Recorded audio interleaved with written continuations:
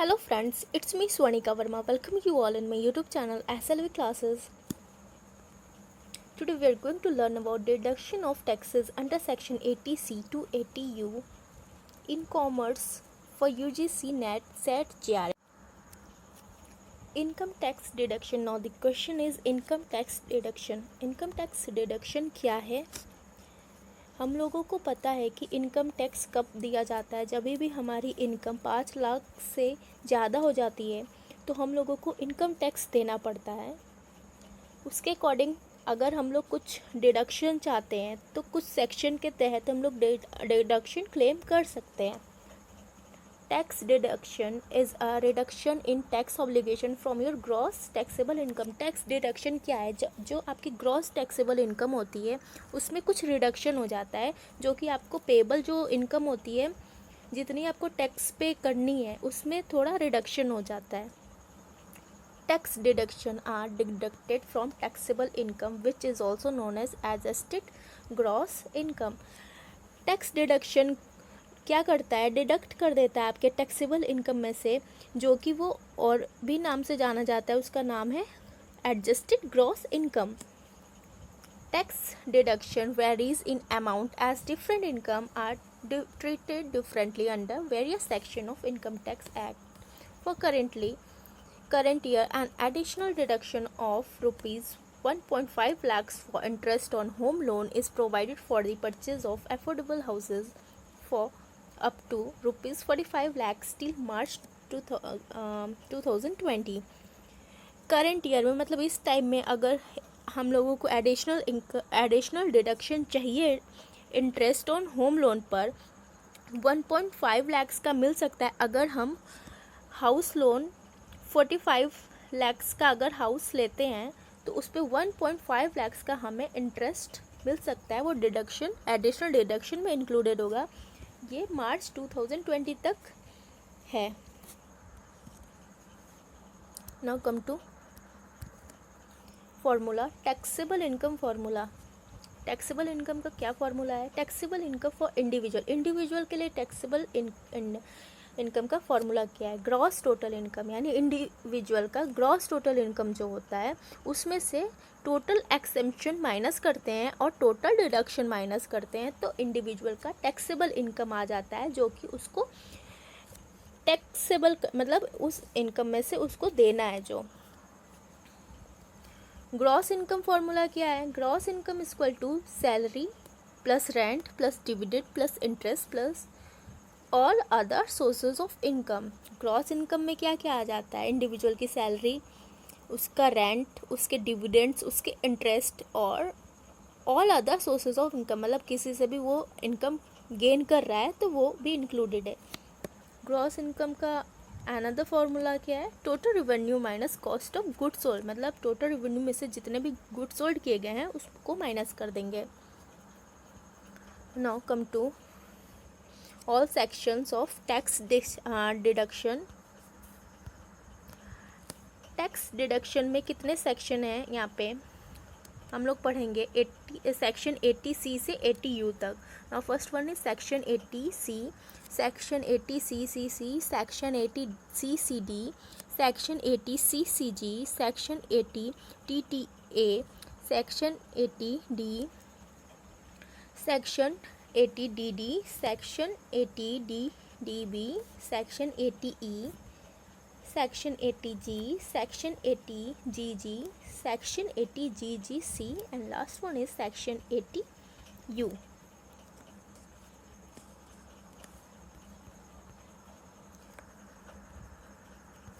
List of income tax deduction for financial year 2019 to 2020, assessment year 2020 to 2021 for section 80C.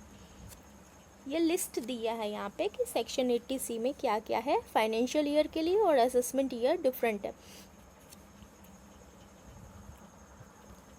Income tax section 80C replace section 88 and became effective on 1 April 2006। Income tax section 80C क्या किया कि section 88 को income tax section 80C ने 88 को replace करके वो उसकी place पर आया 80C और बहुत इफ़ेक्टिव हो गया 1 अप्रैल 2006 में।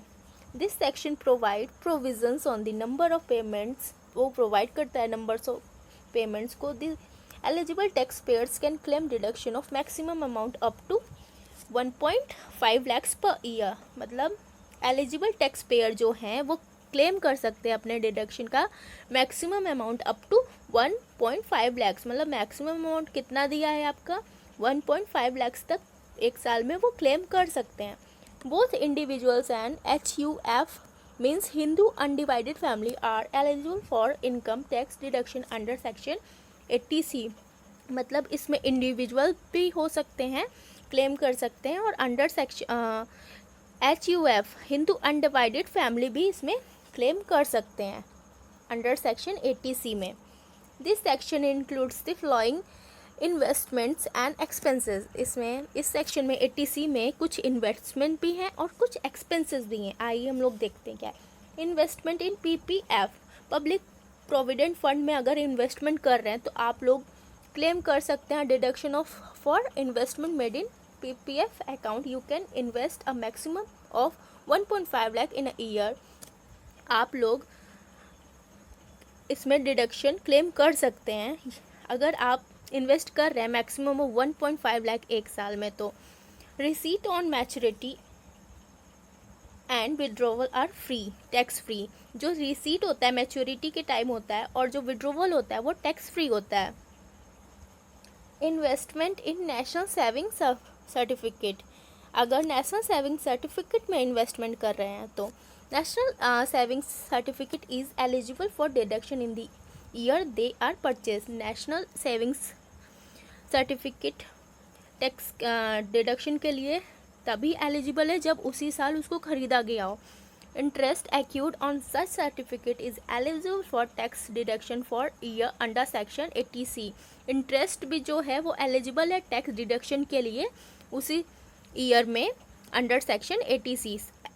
80C के तहत उसी ईयर में इंटरेस्ट भी क्या है, टैक्स डिडक्शन के लिए एलिजिबल है, but becomes taxable at the time of maturity. Maturity के टाइम में ये क्या होगा, टैक्सेबल हो जाएगा। Now investment in fixed deposit, fixed deposit में इन्वेस्टमेंट होता है जो करते हैं। Interest earned on fixed deposit with tenure of less than 5 years are eligible for tax deduction under section 80C। अगर फिक्स्ड डिपॉजिट 5 साल से कम का है तो उसके तहत हम लोग क्लेम कर सकते हैं। अंडर सेक्शन 80C के तहत हम लोग टैक्स डिडक्शन के लिए क्लेम कर सकते हैं अगर 5 साल से कम का है फिक्स्ड डिपॉजिट। तो for senior citizen tax exempted interest income on deposit with bank has been increase from 10,000 to 50,000। और सीनियर सिटीजन के लिए ये क्या हो गया है, बढ़ के 10,000 से 50,000 हो गया है। Further, TDS will not be required to be deducted under Section 194A and it has been extended to all FD and RDs schemes। TDS क्या है कि इस सेक्शन में डिडक्ट नहीं होता है। 194A के तहत TDS डिडक्ट नहीं होता है and it has been extended, उसको एक्सटेंड कर दिया गया है FDs मतलब फिक्स डिपॉजिट से और रिकरिंग डिपॉजिट से उसको एक्सटेंड कर दिया गया है। TDS कौन से अंडर सेक्शन के तहत डिडक्ट नहीं होता है, तो 194A, सेक्शन 194A के तहत वो डिडक्ट नहीं होता है। Now premium on life insurance policy, आप लोग इसमें भी क्लेम कर सकते हैं। You can claim a deduction under section 80C for a premium paid for a life insurance policy as per the income tax act. You can claim मतलब आप इसको भी क्लेम कर सकते हैं डिडक्शन के लिए 80C के अंदर प्रीमियम और ऑन लाइफ इंश्योरेंस पॉलिसी। अगर कोई भी प्रीमियम लाइफ इंश्योरेंस पॉलिसी का है तो उसके लिए भी आप क्लेम कर सकते हैं डिडक्शन के लिए। कौन से सेक्शन के तहत, under section 80C।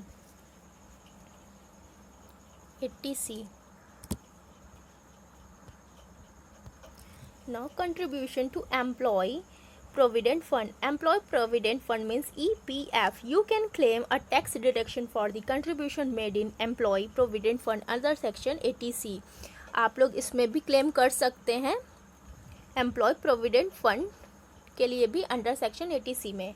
Government to contribute 12% of EPF Employee Provident Fund contribution for new employees with less than 3 years of employment in all the sector.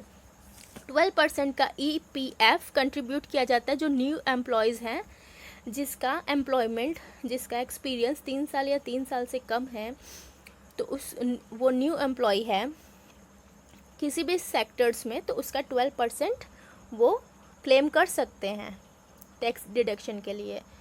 New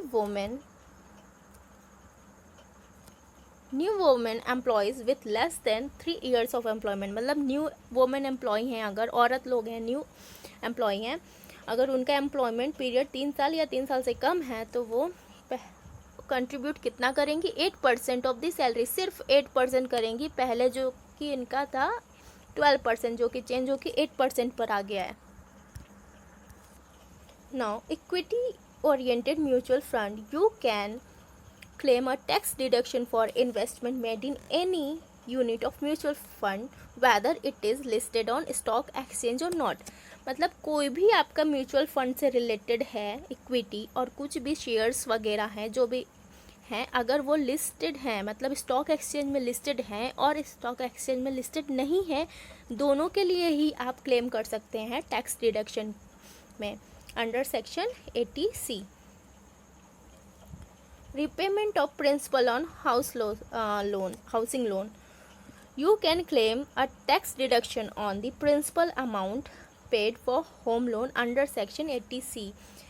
आप टैक्स क्लेम कर सकते हैं, टैक्स डिडक्शन क्लेम कर सकते हैं principal amount पे, home loan के principal amount पे आप लोग क्लेम कर सकते हैं टैक्स डिडक्शन के लिए अंडर सेक्शन 80C. 80C में आप ये कर सकते हैं.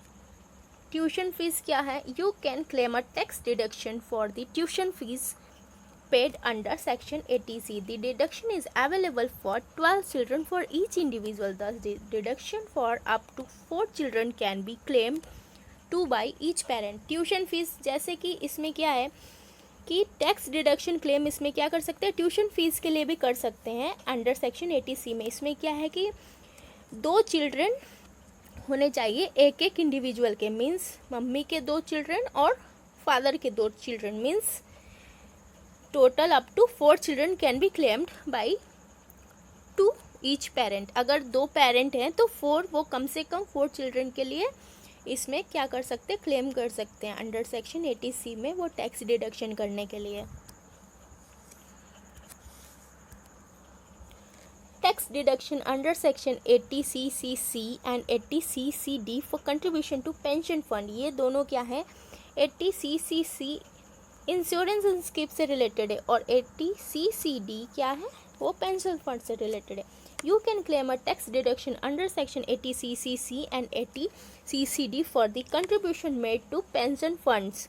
इसमें क्या है कि पेंशन से रिलेटेड है और इंश्योरेंस फंड से रिलेटेड है, तो आप लोग क्लेम कर सकते हैं. इसमें अंडर सेक्शन कौन से सेक्शन में आएगा, ये 80CCC और 80CCD में आएगा.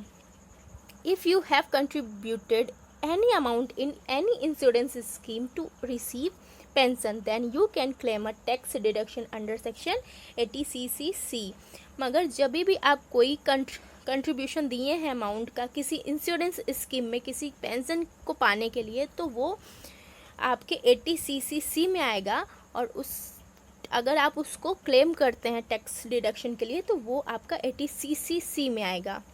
But if you have contributed to any pension scheme initiated by central government, अगर आप कंट्रीब्यूशन कर रहे कोई पेंशन स्कीम का जो इनिशिएटिव है सेंट्रल गवर्नमेंट में जो किया है, up to 10% of your salary such as national pension scheme, आपके सैलरी का 10% जो है वो होगा नेशनल पेंशन स्कीम के जरिए, then you can claim a tax deduction under section 80CCD. 80CCD में आपका क्या है कि सैलरी का 10% आप क्लेम कर सकते हैं टैक्स डिडक्शन के लिए. कौन से सेक्शन में, 80CCD में, और कौन से स्कीम के जरिए, नेशनल पेंशन स्कीम एनपीएस में। Note, as per income tax act the maximum the maximum limit of rupees 1.5 lakh is an aggregate of deduction that may be claimed under section 80C, 80CCC and 80CCD। मतलब कि income tax act के according maximum limit कितनी है 1.5 लाख, जो कि हम लोग tax deduction के लिए क्लेम कर सकते हैं। कौन कौन से सेक्शन के तहत? अंडर सेक्शन 80C में, 80CCC में एंड 80CCC में। However, an exclusive tax benefit is available for NPS। नेशनल पेंशन स्कीम के लिए कुछ एक्सक्लूसिव टैक्स बेनिफिट अवेलेबल है सब्सक्राइबर अंडर सेक्शन 80CCD में। As per income tax act के अकॉर्डिंग टायर 1 में account holders get an additional deduction for investment up to 50,000 in NPS। मतलब कि income tax act tyre 1 account holder क्या करेंगे, एक additional deduction ले सकते हैं इसमें 50,000 का। According to NPS, national pension scheme में 50,000 का एक एडिशनल डिडक्शन मिलेगा, जो कि आपको पहले 1.5 लाख का मिल रहा था, फिर उसमें एडिशनल इनकम 50,000 का मिलेगा, तो ये पूरा हो जाएगा आपका 2 लाख का। Under section 80C of IT act 1961। 80C में क्या है कि IT एक्ट के अकॉर्डिंग ये आपका 50,000 का एडिशनल डिडक्शन भी मिलेगा नेशनल पेंशन स्कीम के according. Now come to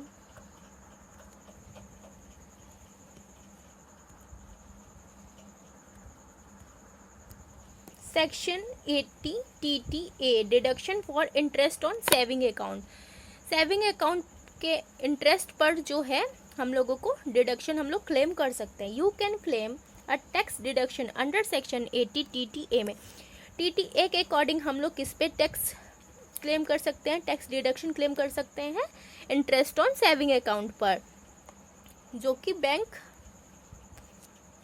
earn करता है। The deduction is subject to the maximum amount of 10,000। कितना अमाउंट यहाँ पर गिवन है, 10,000 का मैक्सिमम अमाउंट है जो कि हम लोग क्लेम कर सकते हैं। However the income earn will be the first added under the head of the income from the source first and after that the deduction can be claimed. मतलब क्या है, ओवरऑल इसका मतलब यही है कि डिडक्शन क्या है, 10,000 तक हम लोग इसमें कर सकते हैं deduction for interest on saving account पर। ये कौन से सेक्शन के तहत आता है, अंडर सेक्शन 80 TTA के तहत। Now section 80 CCF। Section 80 CCF में क्या है, deduction for investment made in long term infrastructure bonds. ये किससे से रिलेटेड है, investment made on long term infrastructure bond से रिलेटेड है ये डिडक्शन। आप लोग क्लेम कर सकते हैं। You can claim a tax deduction under section 80 CCF for an investment made in long term infrastructure bond notified by the government.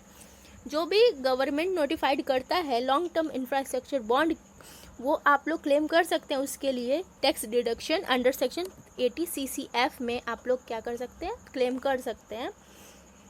और ये क्लेम का मैक्सिमम डिडक्शन क्या है, अप टू 20,000, मतलब 20,000 तक मैक्सिमम आप लोग कर सकते हैं इसमें claim. Now come to another point, section 80 CCG क्या है। सेक्शन 80 CCG क्या है, reduction for investment made under an equity saving scheme. ये किससे रिलेटेड है, under an equity saving scheme. Equity से रिलेटेड, इक्विटी शेयर डिवेंचर जो होता है उससे रिलेटेड है। The deduction is also known as Rajiv Gandhi equity saving scheme. इस डिडक्शन का एक और नाम है, क्या नाम है, Rajiv Gandhi equity saving scheme. ये क्वेश्चन आता है कि 80 CCG में कौन सा डिडक्शन है, तो आप लोग बोलोगे Rajiv Gandhi equity saving scheme. You can claim a tax deduction for an investment made in listed share or mutual funds पहले क्या करते थे कि लिस्टेड हो ना हो फिर भी क्लेम कर सकते थे, लेकिन ये 80 CCG में क्या करना है कि जो स्टॉक मार्केट में, स्टॉक एक्सचेंज में जो भी लिस्टेड शेयर्स है ये उसी को क्लेम करना है सिर्फ। You can claim a tax deduction, हम लोग उसी शेयर्स के लिए ही टैक्स डिडक्शन के लिए क्लेम कर सकते हैं जो लिस्टेड है स्टॉक एक्सचेंज में। However the maximum deduction allowed is ₹25,000, 25,000 तक का हम लोग इसमें डिडक्शन ले सकते हैं। Now come to section 80D income tax deduction. Under section 80D there can be 5 different scenarios for claiming the deduction. They are, इसमें 5 डिफरेंट सिनेरियोज हैं जो डिडक्शन को क्लेम करते हैं। First one is when the individual and parents both are above 60 years, the deduction available is 25,000 each, that is a total of ₹50,000। मतलब जब भी individual और पेरेंट्स दोनों ही 60 साल से ज़्यादा होंगे तो डिडक्शन कितने का होगा? 25,000 का ईच पर, डेट इज टोटल कितने का होगा? 50,000 का। समझ गए? इंडिविजुअल और पेरेंट्स बोथ के लिए है और उनकी ईयर क्या होनी चाहिए? 60 से ज़्यादा होनी चाहिए, मतलब सीनियर सिटीजन है। तो अवेलेबल डिडक्शन कितने का है? 25,000 का है, 25,000 का, और मतलब ईच पर है तो दोनों के लिए कितना हो जाएगा? 50,000 ईच पर हो जाएगा। फिर second, when the individual family and parents are all are above 60 years, then the deduction available is of ₹50,000 each, that is a total of 1 lakh। जब इंडिविजुअल, फैमिली और पेरेंट्स सभी 60 साल से ज़्यादा होंगे तो डिडक्शन अवेलेबल कितने का होगा? 50,000 ईच का, मतलब टोटल कितने को हो जाएगा आपका? 1 लाख का। जब भी मतलब फैमिली, इंडिविजुअल और पेरेंट्स सभी 60 साल से ज़्यादा, 60 ईयर से ज़्यादा होंगे, सीनियर सिटीज़न होंगे, तो वो डिडक्शन क्या हो जाएगा? 50,000 तक कर सकते हैं और वो ओवरऑल कितना हो जाएगा? 1 lakh. Now when the individual and family are below 60 but the parent are above 60 years of age, then the available deduction is ₹25,000 for self and family and plus 50,000 for parents, so the amount deduction is 75,000। मतलब individual और family की as जो है 60 साल से कम है, 60 years से कम है, बट पेरेंट्स जो उनके मम्मी पापा हैं उनकी एज क्या है? 60 साल से अबव है, मतलब सीनियर सिटीजन है। Then the available deduction is 25,000। 25,000 किसके लिए है? सेल्फ यानी इंडिविजुअल के लिए और फैमिली के लिए दिया गया है, प्लस 50,000 किसके लिए दिया गया है? फॉर पेरेंट्स के लिए। सो दी टोटल डिडक्शन कितने का यहाँ पर होगा आपका? 75,000 का, 75,000 का टोटल डिडक्शन होगा। इसमें अलग अलग करके दिया है, मतलब 60 साल से कम इंडिविजुअल का भी होगा उम्र और फैमिली का भी उम्र होगा, तो उनके लिए 25,000 दिया गया है, 25,000 दिया गया है। और बट पेरेंट्स अगर 60 साल से ऊपर है तो उसके लिए कितना डिडक्शन प्रोवाइड किया गया है? 50,000। सो द ओवरऑल डिडक्शन कितना हो जाएगा? 75,000 का।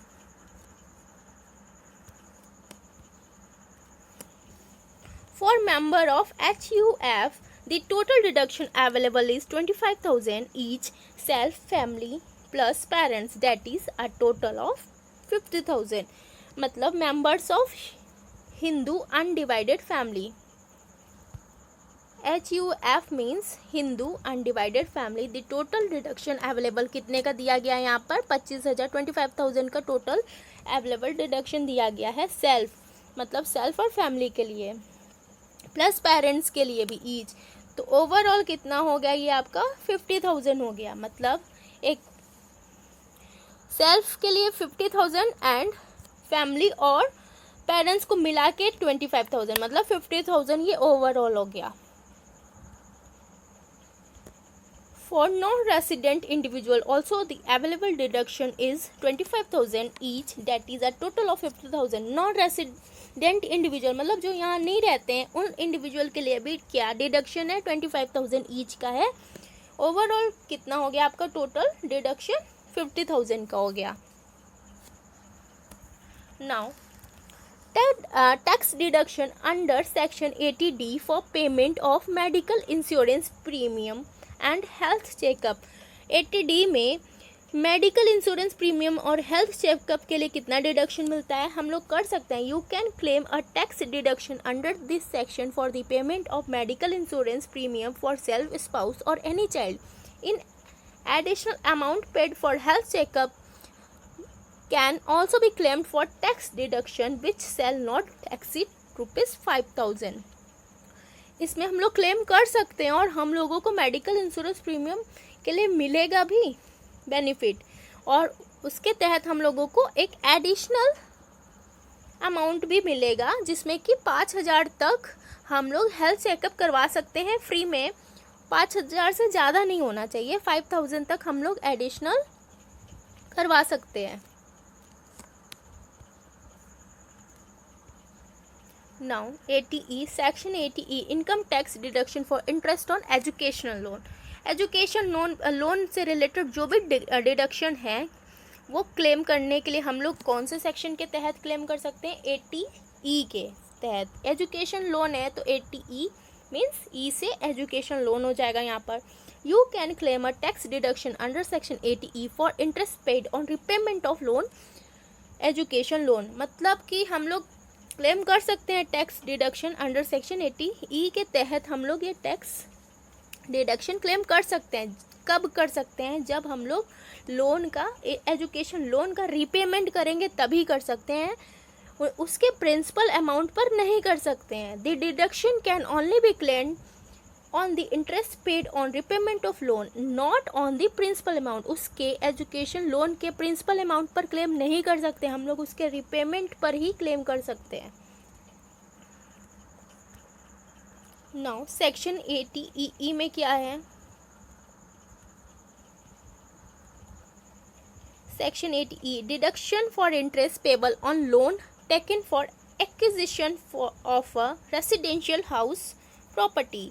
80E में क्या है कि हाउस, रेसिडेंशियल हाउस प्रॉपर्टी के लिए हम लोग क्या कर सकते हैं, इसमें क्लेम कर सकते हैं। You can claim a tax deduction under section 80E for an interest payable for loan taken for acquisition of a residential house property. जब भी हम लोग हाउस प्रॉपर्टी के लिए कोई भी लोन लेते हैं तो उसके ऊपर जो इंटरेस्ट देना होता है, उस इंटरेस्ट को कम करने के लिए हम टैक्स डिडक्शन क्लेम कर सकते हैं। वो टैक्स डिडक्शन क्लेम मैक्सिमम कितने का होना चाहिए? 50,000 तक का हम लोग क्लेम कर सकते हैं इसमें।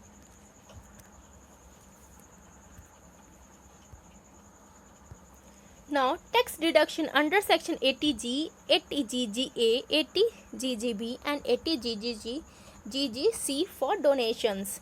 ये जो G और GGA, GGB, GGC है, ये सारे किस चीज़ से रिलेटेड है? ये सारे आपके रिलेटेड है डोनेशन से। G वाले सारे आपके रिलेटेड है डोनेशन से। So you can claim a tax deduction under section 80G for a general donation। G से जनरल हो गया तो ये जनरल डोनेशन के लिए होता है। मेड ड्यूरिंग फाइनेंशियल ईयर, जो भी फाइनेंशियल ईयर में जनरल डोनेशन के लिए टैक्स डिडक्शन क्लेम करते हैं वो किसके तहत आएगा? सेक्शन अंडर सेक्शन 80G के तहत आएगा। अगर कुछ डोनेशन कर रहे हैं तो उसका टैक्स भी तो होगा, तो उसको कम करने के लिए हम लोग क्लेम कर सकते हैं टैक्स डिडक्शन। किस सेक्शन के तहत? 80G के तहत। Deduction under section 80GGA can be claimed if donation is made for scientific research. अगर डोनेशन साइंटिफिक रिसर्च के लिए किया गया है तो कौन से सेक्शन के तहत हम लोग क्लेम कर सकते हैं? GGA में। GGA के तहत हम लोग साइंटिफिक रिसर्च के लिए क्लेम कर सकते हैं। देन रूरल डेवलपमेंट डिडक्शन के लिए कौन सा होगा? GGB। रूरल डेवलपमेंट रिसर्च के लिए अगर हम लोगों को क्लेम करना है तो वो GGB में आएगा। And last one is 80GGC आपका आएगा। Can be claimed if the donation is made to any political party. अगर डोनेशन पॉलिटिकल पार्टी का है तो उसके लिए हम लोग क्लेम कर सकते हैं कौन से सेक्शन के तहत? 80GGC में। मतलब 80G आपका आएगा जनरल डोनेशन के लिए, 80 जी आएगा आपका साइंटिफिक रिसर्च के लिए आएगा।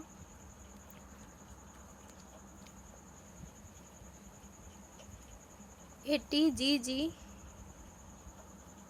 बी आएगा आपका इसके लिए रूरल डेवलपमेंट के लिए। 80 जी आपका आएगा पॉलिटिकल पार्टीज़ के लिए। तो यहाँ से आप लोग ध्यान से पढ़ेंगे 80 GGA scientific research, rural development के लिए GGB and last political parties के लिए GGC। नाउ सेक्शन GG क्या है? Tax deduction for rent paid for financial year 18. You can claim a tax deduction under section 80 GG for the house rent paid. House rent जो paid करते हैं उनको अपने तरफ से वो जो पेड करते हैं उनको कोई HRA नहीं मिलता है, अलाउंस नहीं मिलता है। तो उसमें क्या है, वो लोगों को खुद से रेंट पेड करना पड़ता है। तो उसको कम करने के लिए हम लोग क्या कर सकते हैं, 80 GG में उसके सेक्शन के तहत उसमें टैक्स क्लेम कर सकते हैं, टैक्स डिडक्शन क्लेम कर सकते हैं। However, you can claim a deduction under this section only in case you have not received house rent allowance. ये तभी कर सकते हैं जब HRA हम लोगों को नहीं मिल रहा है, मीन्स आप लोगों को HRA नहीं मिल रहा है, हाउस रेंट अलाउंस नहीं मिल रहा है, तभी आप अंडर सेक्शन 80 GG में टैक्स डिडक्शन के लिए क्लेम कर सकते हैं। If you are receiving HRA, then you are not entitled for deduction under this section. अगर HRA आपको मिल रहा है तो आप इस सेक्शन को क्लेम नहीं कर सकते हैं। You can claim deduction under section 80 GG when the rent paid by you is more than 10% of your total income subject to maximum of rupees 5,000 per month. मतलब पर मंथ 5,000 होना चाहिए और 60,000 आपका ईयरली होना चाहिए, तभी आप इसमें क्लेम कर सकते हैं। और 25% of the total income, gross total income का कर सकते हैं इसमें क्लेम। मतलब 5,000 पर मंथ होना चाहिए आपका रेंट और ईयरली आपका 60,000 होना चाहिए रेंट, तब उससे ज़्यादा नहीं, तो आप इसमें क्लेम कर सकते हैं। इनकम टैक्स एग्जेम्पशन, अब उसके बाद कुछ इनकम टैक्स एग्जेम्पशन भी है, इसके बारे में बाद में पढ़ेंगे। पहले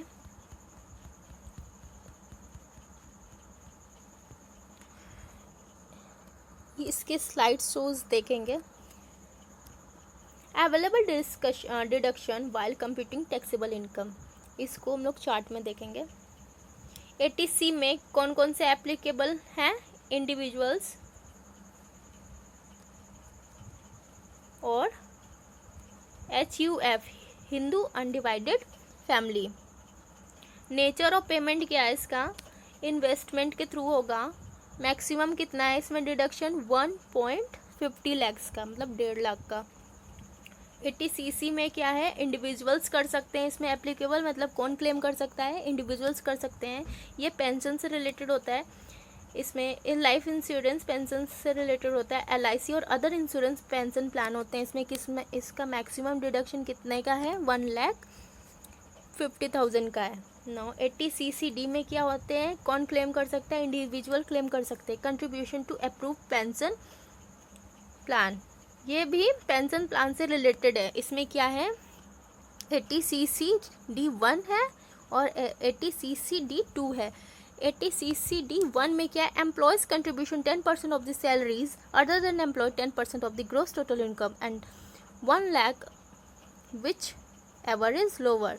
इसमें क्या है कि एम्प्लॉयज़ जो हैं अपने सैलरी का 10% वो डिडक्ट करवा सकते हैं और अपने ग्रॉस टोटल इनकम का भी 10% वो डिडक्ट करवा सकते हैं।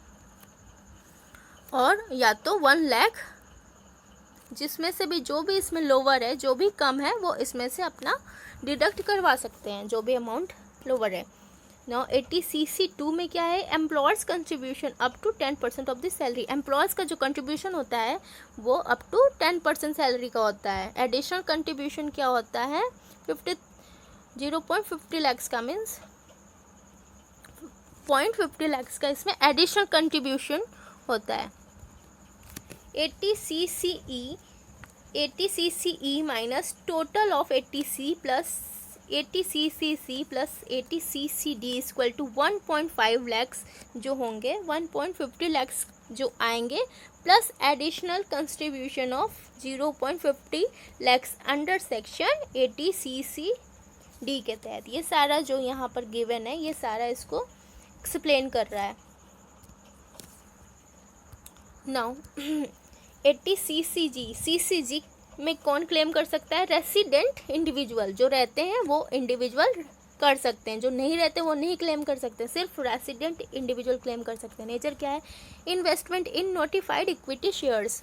इसमें क्या है कि जो भी इक्विटी शेयर्स से रिलेटेड इन्वेस्टमेंट है वो नेचर है इसका। अमाउंट रिडक्शन क्या है? 50% of amount investment subject to maximum of 25,000 for consecutive assessment year. 50% of the amount, मतलब जो भी इन्वेस्टेड होगा सब्जेक्ट का वो 50% का उसका डिडक्शन ऑफ 25,000 का होगा कंसिक्यूटिव असेसमेंट ईयर का। 3 साल का जो कंसिक्यूटिव होता है असेसमेंट ईयर का, उसका 25,000 का आपका अमाउंट डिडक्शन हो सकता है। 80 TTA का क्या है? इसमें कौन क्लेम कर सकता है? एप्लीकेबल कौन है? Individual. Interest on deposit in saving account. TTA हम लोगों ने पहले ही पढ़ा है कि किससे रिलेटेड है? सेविंग अकाउंट पे जो इंटरेस्ट मिलता है उससे रिलेटेड है। इंटरेस्ट इनकम और ₹10,000 विच एवर इज लेस, मतलब इंटरेस्ट इनकम जो होगा या तो 10,000, दोनों में से जो भी कम है उस पर हम लोग को डिडक्शन क्लेम कर सकते हैं हम लोग उस पर। नाउ 80D कौन क्लेम कर सकता है? इंडिविजुअल क्लेम कर सकता है। मेडिक्लेम पॉलिसी और contribution to central bank, central government health scheme और प्रिवेंटिंग हेल्थ चेकअप। ये किससे रिलेटेड है? डी से डॉक्टर, यानी डी से डॉक्टर, डी से डिजीज, तो ये मेडिकल से रिलेटेड है। तो ये जो भी बीमारी से रिलेटेड है वो 80D में आएगा। तो इसमें क्या है? नेचर क्या है? नेचर ऑफ पेमेंट का mediclaim policies contribution to central government health scheme. जो भी सेंट्रल गवर्नमेंट हेल्थ स्कीम और प्रिवेंटिंग हेल्थ चेकअप्स होते हैं उसके जरिए जो भी रिसीट वगैरह होते हैं वो इसमें शो कराए जाते हैं। नाउ ग्रुप 1 में एसएससीज, स्पाउस, डिपेंडेंट चाइल्ड।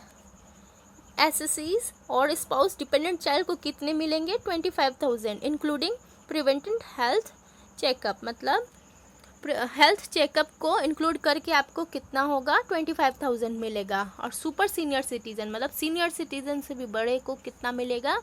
30,000, मतलब इंडिपेंडेंट और सीनियर सिटीजन तक को 25,000 मिलेगा और सुपर सीनियर सिटीजन को मेडिकल हेल्प इसमें कितने का मिलेगा? 30,000 का मिलेगा। नाउ 80DD ये कौन क्लेम कर सकता है? रेसिडेंट इंडिविजुअल, मतलब जो यहाँ रहते हैं इंडिया में वही क्लेम कर सकते हैं। एक्सपेंडिचर ऑन हैंडीकेप डिपेंडेंट्स, इसका नेचर क्या है कि हैंडीकेप डिपेंडेंट्स के लिए है ये। इसका नेचर क्या है?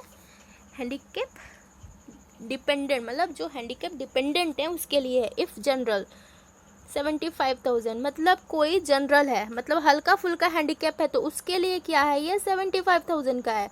लेकिन सीवियर डिसेबिलिटीज़, बहुत ज़्यादा डिसेबिलिटीज़ है तो ये बढ़कर कितना हो गया? 1,25,000 का हो गया। मतलब हल्का फुल्का के लिए ये 75,000 का होगा हैंडीकैप के लिए, और बहुत ज़्यादा, मतलब बहुत ज़्यादा अनसर्टेनिटीज़ है, मतलब डिसेबिलिटीज़ बहुत ज़्यादा है तो वो बढ़ के कितना हो गया है? 1,25,000 का हो गया है, 1,25,000 का।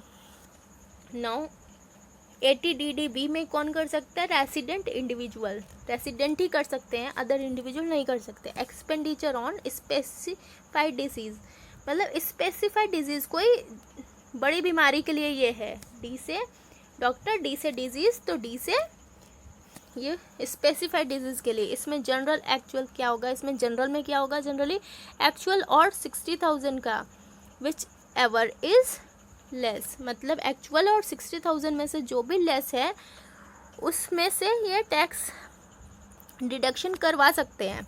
दोनों में से जो भी कम है उसके अकॉर्डिंग ये टैक्स उसके ऊपर डिडक्ट करवा सकते हैं। सीनियर सिटीजन के लिए एक्चुअल कितना है? 80,000 का, विच एवर लेस, मतलब इंडिपेंडेंट और सेल्फ के लिए, और जो सीनियर सिटीजन से कम है उनके लिए 60,000 है, और जो सीनियर सिटीजन है उनके लिए 80,000 है।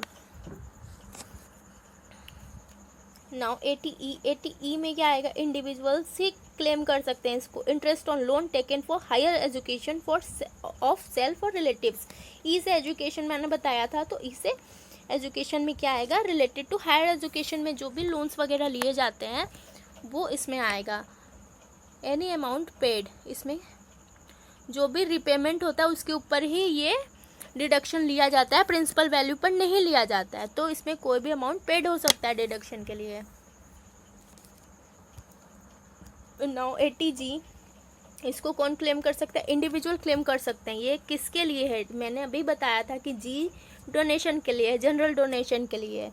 अनरेस्ट्रिक्टेड 100% और 50% ऑफ डोनेशन अनरेस्ट्रिक्टेड है। जो रेस्ट्रिक्शन नहीं है, रेस्ट्रिक्टेड नहीं है, वो 100% और 50% ऑफ द डोनेशन पे उसका अमाउंट और डिडक्शन हो सकता है। और रेस्ट्रिक्शन पर है maximum limit up to 10% adjusted total income. Restricted मतलब जिस पर रिस्ट्रिक्शन है वो maximum up to 10% total income का, उसका 10% उसका टैक्स डिडक्शन हो सकता है।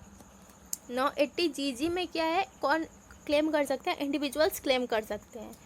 इसके नेचर ऑफ पेमेंट क्या है, rent paid if no HRA, मतलब रेंट पेड पेमेंट के लिए ये होता है अगर HRA हाउस रेंट अलाउंस नहीं मिल रहा है तभी ये सेक्शन के तहत वो क्लेम कर सकता है। अदरवाइज अगर HRA मिल रहा है तो ये 80GG में वो क्लेम नहीं कर सकता है इंडिविजुअल, और कोई भी इंडिविजुअल्स ही करेगा वैसे यहाँ पर claim.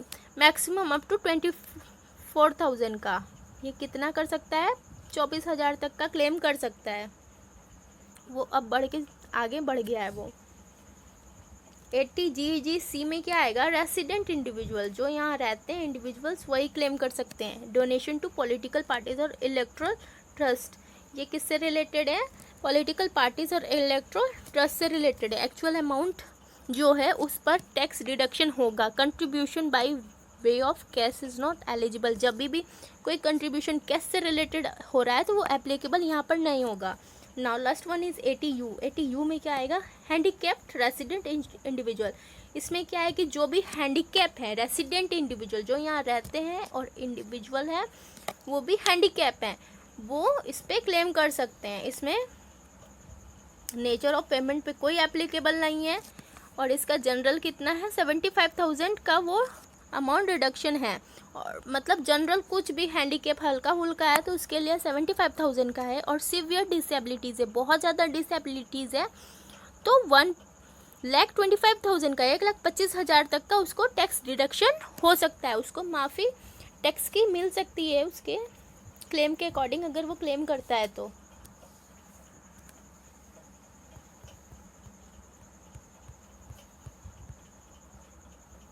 Now come to point tax. Income tax exemption कब होता है, as per chapter 3 of income tax act 1961 income tax के अकॉर्डिंग, चैप्टर 3 के according there exist a provision of income tax exemption. There are few types of specified incomes on which you can get an exception from paying tax. This means at the time of calculating income tax, certain income will be not added. The most common incomes that are exempted from income tax are listed below.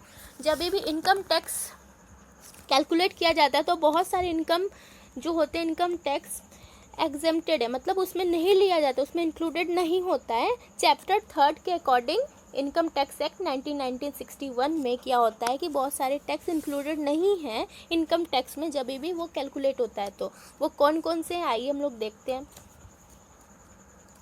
First one is house rent allowance, HRA tax exemption, मतलब house rent allowance जो होता है वो included नहीं है income tax में। Salaried individuals receive house rent allowance, कौन ये यूज़ करता है, सैलरीड, जिसको सैलरी मिल रही है वो हाउस रेंट अलाउंस रिसीव करते हैं फ्रॉम देयर एम्प्लॉयर, वो एम्प्लॉयर से, अपने एम्प्लॉयर से जो जॉब देता है उसको वही HRA भी प्रोवाइड करता है। An exemption against HRA under chapter 10 of income tax act is possible if the employer is living in the rented accommodation and pays rent to the owner।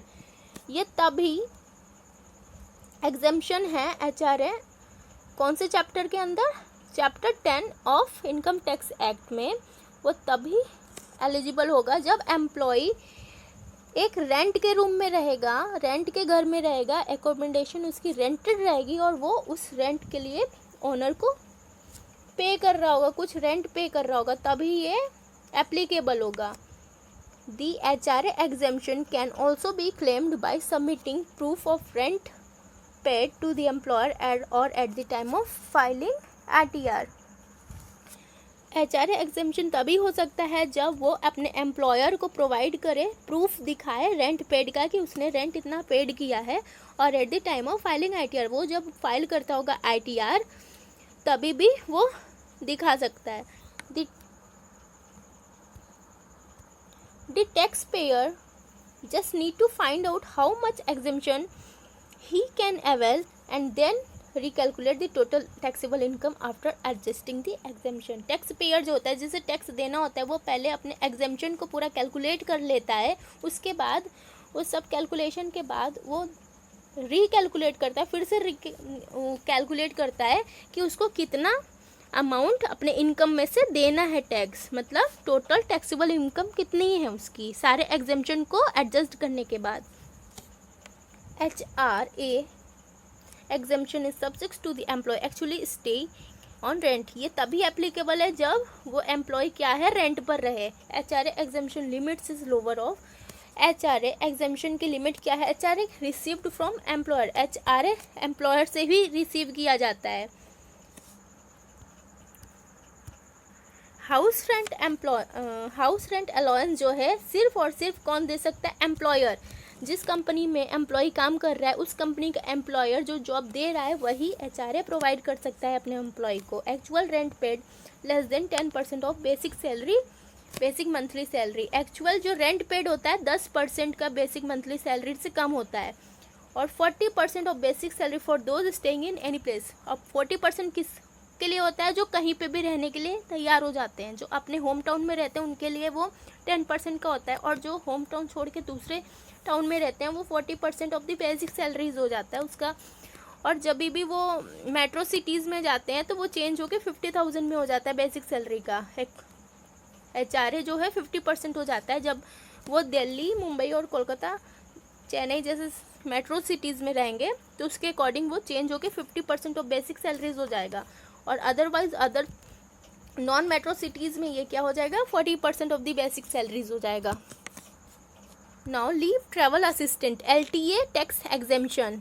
Leave travel assistant receive from the employer towards the cost of domestic travel to home town और for vacation once in 2 years by rail or by air for self and family members can be claimed as exempted income. Leave travel assistance में क्या आएगा कि employer कुछ cost receive करते हैं domestic travel के लिए, होम टाउन के लिए. मतलब जब भी किसी को फील्ड वर्क पर जाना रहता है तो कुछ डोमेस्टिक पर्पस के लिए पेट्रोल वगैरह जो भी प्रोवाइड किए जाते हैं वो एम्प्लॉयर ही प्रोवाइड करता है अपने एम्प्लॉय को, तो वो सब भी उसमें आएगा. लेकिन इसमें क्या बता रहा है कि लीव से रिलेटेड है, तो यानी छुट्टी, तो इस छुट्टी का वो पैसा नहीं काट सकते एम्प्लॉयर, वो लीव ट्रैवल असिस्टेंट में इंक्लूडेड है, ये इसका डिडक्शन नहीं होगा सैलरी से. तो ये कैसे होता है? जब भी डोमेस्टिक ट्रैवल करते हैं, मतलब इंडिया में ट्रैवल करते हैं और इंडिया के बाहर ट्रैवल करते हैं वैकेशन के लिए. ये किसके लिए होता है? सेल्फ के लिए, मतलब सेल्फ भी कर सकते हो, फैमिली को भी लेके जा सकते हैं. तो उसके अकॉर्डिंग ये क्लेम कर सकते हैं अपने लीव ट्रैवल असिस्टेंट के लिए, वो टैक्स एग्जेम्पशन के लिए क्लेम कर सकते हैं ताकि उनका कुछ भी सैलरी डिडक्ट ना हो. This deduction can only be claimed by a person from the employer directly. ये पर्सन डायरेक्टली अपने एम्प्लॉयर को ये डिडक्शन क्लेम कर सकता है. LTA is allowed to claim twice in the block of 4 years. LTA 4 साल में 2 बार कोई क्लेम कर सकता है, एम्प्लॉय अपने एम्प्लॉयर से क्लेम कर सकता है. The current block is 2018 to 2020. Current block क्या चल रहा है इसका? 2018 to 2021. Now, however, the employees are not allowed to carry one unclaimed LTA to next year as well. अब एम्प्लॉय अलाउड हैं कि वो कैरी कर सकते हैं अनक्लेम्ड LDA, मतलब जो क्लेम्ड नहीं है उसके लिए भी वो नेक्स्ट ईयर के लिए वो अलाउ हैं, कर सकते हैं उसको। Thank you. If you like my video, please like, subscribe